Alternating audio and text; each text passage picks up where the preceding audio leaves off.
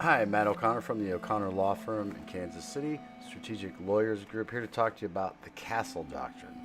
Now, a lot of people talk about the Castle Doctrine. You may have heard of stand your ground and things like that. But what the Castle Doctrine means, legally speaking, let me read you a couple of sentences from the actual jury instructions. Because if you're charged with shooting someone who's trying to unlawfully remain or tries to enter your home, these are things you probably need to know.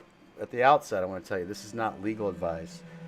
You should consult a lawyer. This is meant for the general public in terms of education and general knowledge.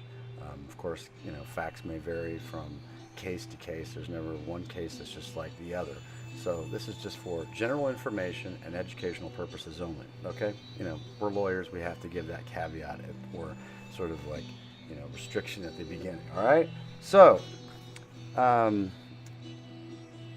in Missouri, the law states that the use of physical force, including deadly force, by a person lawfully occupying a residence or dwelling. So, first element, you have to be in your residence or dwelling lawfully. So if you live there, whether it's an apartment or a home or motor home, double wide, doesn't matter if it's where you lawfully reside. And another person who attempts, not even gets in, attempts to enter unlawfully that residence or dwelling, if that person, that is the person who's owner or occupier of the dwelling, believes that the use of physical force is necessary to defend him or herself from what he or she reasonably believes is the use of imminent, unlawful physical force. So that means if you believe that the other person is going to use, if they're unlawfully remaining or trying to break in, you can use physical force to repel them if you believe they're going to use physical force at any level. Okay? And again, facts vary, but it's important to know the law. Do your own research on this. There's some good things there on the internet. Be careful, there's some bad things as well. A person, that is, you are not required to retreat before resorting to the use of physical force. You don't have to go hide in the basement. You can use physical force if it's necessary to defend yourself when you're lawfully occupying it. I've repeated that twice because it's important. So, it goes on to state, as used in this instruction, the term reasonable belief means a belief based on reasonable grounds, that is, grounds that could lead a reasonable person in the same situation to the same belief. This depends upon how the facts are reasonably appearing to the person. It does not depend upon whether the belief turned out to be true or false. In other words, if you reasonably believe they're breaking in and they're going to cause harm to you or your family, the law entitles you to use physical force. As used in this instruction, and this is the model Missouri criminal instructions for the Castle Doctrine instruction for the Castle Doctrine defense. As used in this instruction, a person unlawfully enters a residence or dwelling when he or she enters such residence or dwelling and is not licensed or privileged to do so. Now, the word licensed is a little bit, they probably could have used a different word for that. Licensed means they're not authorized, or you haven't given them permission to enter or unlawfully or to lawfully remain. So in other words, you didn't invite them in. You can't invite somebody up to your porch and then shoot them. Now, it goes on to state, as used in this instruction, a person attempts to enter unlawfully when, with the purpose to enter unlawfully, that is, when they're trying to get in, they're not invited, they're not there, supposed to be there, you've told them to leave, things like that.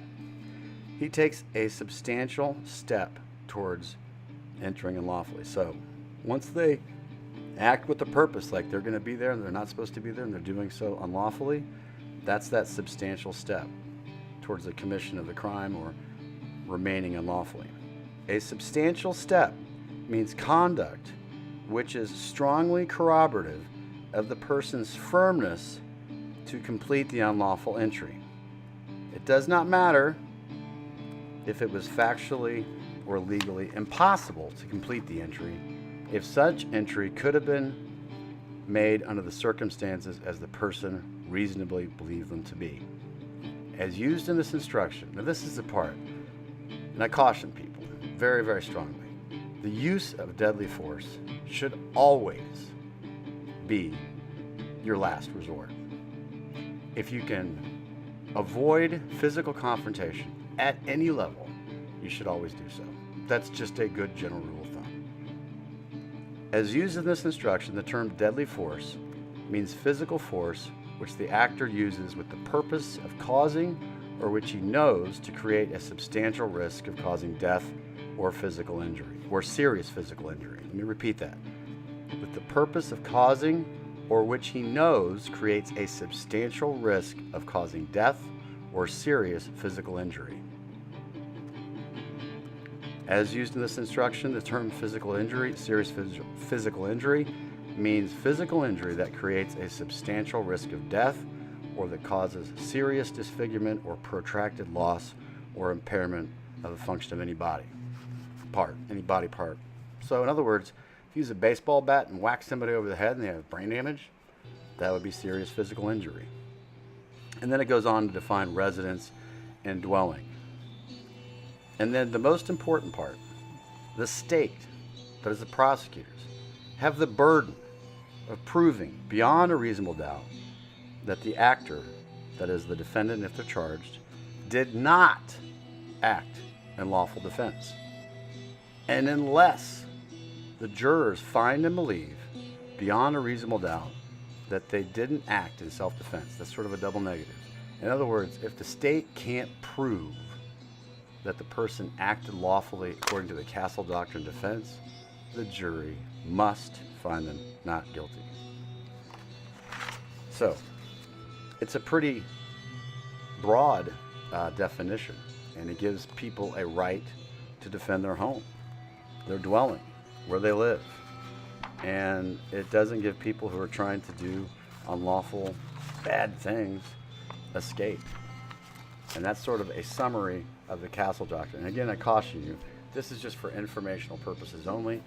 You should seek your own attorney's advice, as this is just meant to be a guideline overall of the Missouri Castle Doctrine. I'm Matt O'Connor from the O'Connor Law Firm, Strategic Lawyers Group in Kansas City. Thank you for viewing.